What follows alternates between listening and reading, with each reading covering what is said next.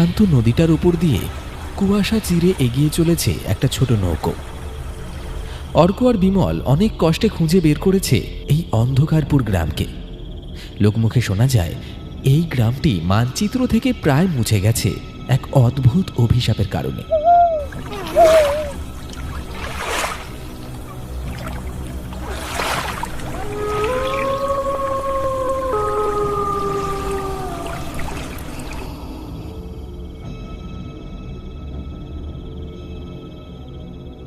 উফ, হরি কাকা, আর কতক্ষণ?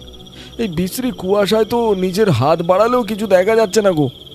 আমরা ঠিক রাস্তায় যাচ্ছি তো, নাকি মাঝ নদীতেই রাত কাবার হয়ে যাবে? অত শটফট করবেন না দাদাবাবু। অন্ধকারপুর আর 5টা গ্রামের মতো নয়। এই গ্রামের কুয়াশা কথা বলে, মানুষের মন পড়ে।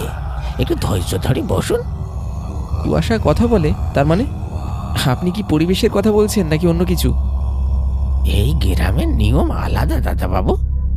সূর্য ডুবলে এখানে জ্যান্ত মানুষ চলাফেরা করে না। কুয়াশার ভেতর দিয়ে যা দেখবেন সবটাই যে সত্যি তা ভাববেন না। আজ রাতে আপনারা আমার কুঁড়ে ঘরেই থাকবেন। আর সাবধান করে দিচ্ছি, ওই পুরনো বটতলার দিকে ভুলেও পা বাড়াবেন না। ওই দিকটা অভিশপ্ত। কেন হরি কাকা, ওই বটতলার সাথেই কি ব্রজ ঠাকুরের সেই হাড় হিম করা কাহিনীটা জড়িয়ে আছে? লোকমুখে যা শুনেছি তা কি তবে সত্যি? সব সত্যি দাদাবাবু, তবে কিছু সত্যি অন্ধকারেই চাপা থাকা ভালো। ব্রজ ঠাকুরের অতৃপ্ত আত্মা আজও ওই গাছের ঝুড়িতে ফিসফিস করে। আপনারা শহরের মানুষ, এসব বুঝবেন না। শুধু মনে রাখবেন, কৌতূহল সব সময় ভালো ফল আনে না।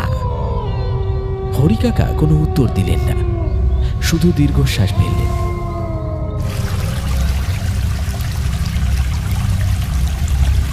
নৌকাটা ঘাটে এসে লাগলো। গ্রামের রাস্তাগুলো জনশূন্য, ল্যাম্পপোস্ট নেই, শুধু ঘরের ভেতর থেকে টিমটিমে প্রদীপের আলো দেখা যাচ্ছে। হরিকাকার বাড়িতে পৌঁছে অর্ক আর বিমল একটু সুস্থির হলো, কিন্তু বিমলের কৌতূহল তাকে থিতু হতে দিল না। হরিকাকা যখন খাবারের আয়োজন করতে রান্নাঘরে গেলেন, বিমল অর্ককে ইশারা করে বাইরে যাওয়ার জন্য বলল।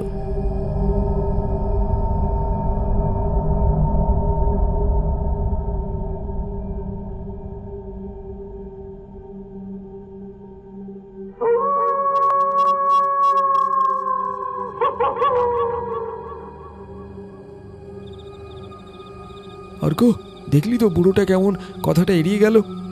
আসল রহস্য ওই বটতলাতেই আছে। এই কুয়াশা আর নিস্তব্ধতার সুযোগ না নিলে আমাদের আশাটাই বৃথা হবে। কিন্তু বিমল হরিকাকা যেভাবে বারণ করলেন, তার চোখে মুখে তো ভয়ের ছাপ দেখলাম। আমার মনে হয় আজ রাতটা এখানেই থাকা ভালো। আরে ধুর, এসব গাঁজাখুরি গল্প। আমরা ক্যামেরা নিয়ে যাব, সব রেকর্ড করব।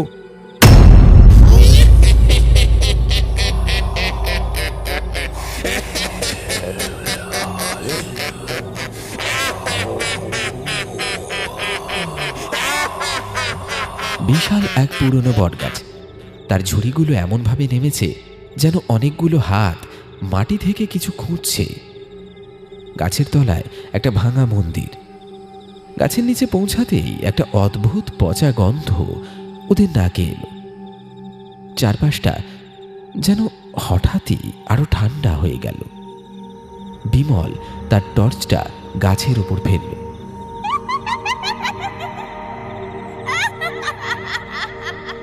দেখ অর্ক, এই গাছটা কেমন অদ্ভুতভাবে বেঁকে আছে না? বিমল, আমার মনে হচ্ছে আমাদের ফিরে যাওয়া উচিত। দেখ, গাছের ডালে ওগুলো কি ঝুলছে। টর্চের আলোয় দেখা গেল গাছের ডালে কতগুলো মাটির পুতুল উল্টো করে ঝুলছে, যেগুলোর গলায় লাল সুতো বাঁধা।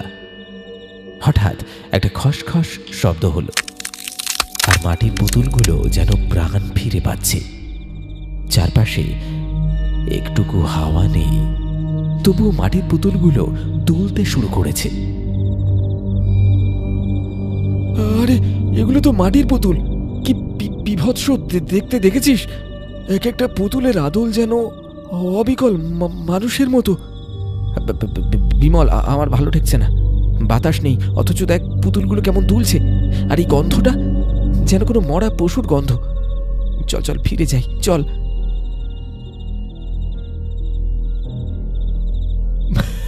বাহ, দেখেছিস অর্ক, গ্রামের মানুষগুলো তো বেশ টেকনিক্যাল। এই অজ পাড়া গায়ে লাল এলইডি লাইট আর মোশন সেন্সর বসিয়ে রেখেছে। দারুণ তো, আমাদের ভয় দেখানোর জন্য একদম জুতসই আয়োজন। বিমল, ইয়ার কি ছাড়, এগুলো কোনো সেন্সর নয়। বাতাস নেই, অথচ দেখ পুতুলগুলো কেমন দুলছে। আর এই পচা গন্ধটা, ওগুলো ওগুলো ওগুলো এলইডি হতে পারে না। চল ফিরে যাই প্লিজ। আর তুই না বড্ড বেশি ভীতু। আরে ব্যাটারি দিয়ে কোনো মেকানিজম করা আছে নির্ঘাত।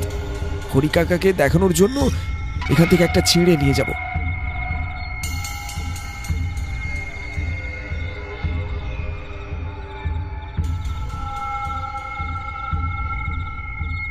দেখি তো ভেতরে কি সার্কিট আছে।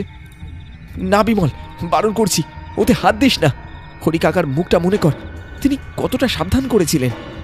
এখানে কিছু একটা অশুভ আছে। আরে রাগ তো তোর ওই ব্যাকডেটেড হরি কাকা। গ্রাম্য কুসংস্কার দিয়ে আমাকে ভয় দেখাবি না। এই দেখ, আমি এখনই এটা টেনে ছিঁড়ছি, দেখি কার কত ক্ষমতা।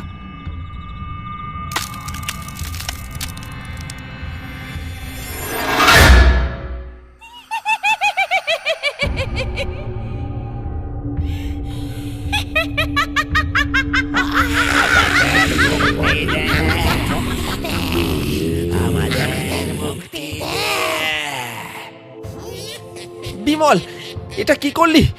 পালা পালা, এখান থেকে পালা। ওরে বাপরে, এগুলো তো চিৎকার করছে। অর্ক, এগুলো মাটি নয়, এগুলো নড়ছে। বিমল, দৌড়ো, পালা এখান থেকে।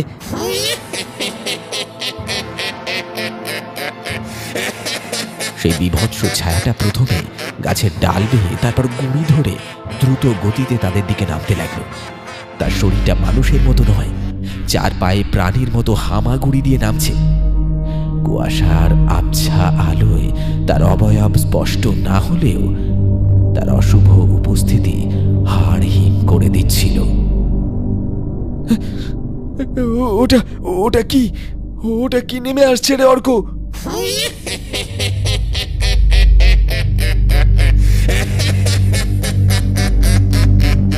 ছায়াটা নিচে নেমে আসার সাথে সাথেই চারপাশের পচা গন্ধটা আরো তীব্র হয়ে উঠল।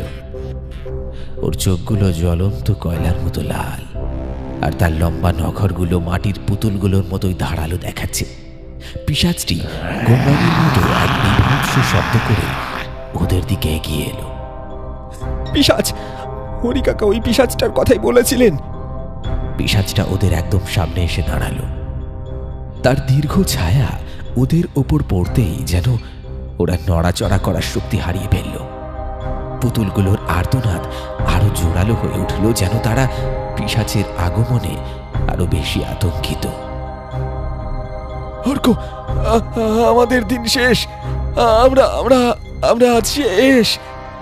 অনেক বছর পর জ্যান্ত মানুষের গায়ের গন্ধ পেলাম। তোরা কি জানিস না, এই বটতলায় যে আসে সে এই গাছের ঝুড়ি হয়েই থেকে যায়। পালা অর্ক, এটা মানুষ নয়। বিমল আর অর্ক প্রাণপণে দৌড়াচ্ছে, কিন্তু বনের পথ যেন কিছুতেই শেষ হচ্ছে না। যতবারই ওরা বাঁক নেয়, ঘুরে ফিরে সেই অভিশপ্ত বটগাছটার সামনে হাজির হয়। পিশাচটি হঠাৎ বিমলের গলার কাছে থাবা বসাতে উদ্যত হলো, আর ঠিক সেই মুহূর্তে অন্ধকার চিরে ভেসে এলো এক গম্ভীর মন্ত্রপাঠ। হরি কাকা হাতে একটি পুরনো তামার লণ্ঠন আর গঙ্গা জল নিয়ে ঝোপের আড়াল থেকে বেরিয়ে এলেন। ফিরে যা পিশাচ, তোদের পাপের ঘোড়া পূর্ণ হয়েছে। এই নির্দোষ ছেলেগুলোকে মুক্তি দে। হরি, তুই অনেকদিন আমাকে আড়াল করে রেখেছিস। আজ আর কেউ বাঁচবে না। আজ রক্ত চাই, অনেক রক্ত।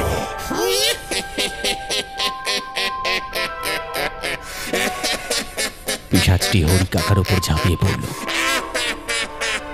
ধস্তাধস্তিতে হরিকাকার হাতে লণ্ঠনটি ছিটকে গিয়ে গাছের গায়ে পড়ল। কেরোসিন তেল ছিটকে আগুন জ্বলে উঠল শুকনো ঝুড়িগুলোতে।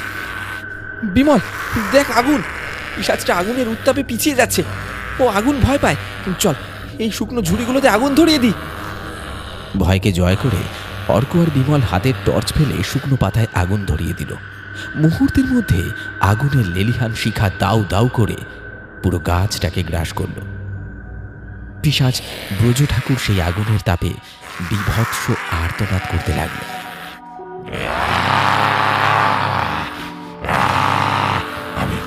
আমি ফিরব, অন্ধকারের ছায়ায় আমি আবার ফিরব। পিশাচের দেহটা আগুনের ধোঁয়ার সঙ্গে মিশে গিয়ে ধীরে ধীরে মিলিয়ে গেল। পুতুলগুলো একে একে পুড়ে মাটিতে খসে পড়তে লাগলো।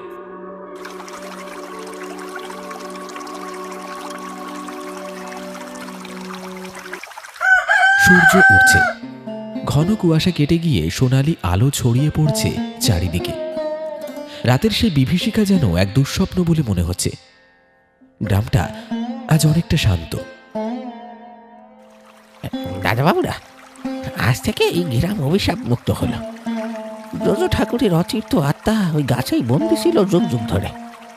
ওই আগুন আজ শুধু তারে নয়, এই গ্রামকেও মুক্তি দিল। আমরা অনেক বড় শিক্ষা পেলাম হরিকাকা। সব রহস্য উন্মোচন করতে নেই।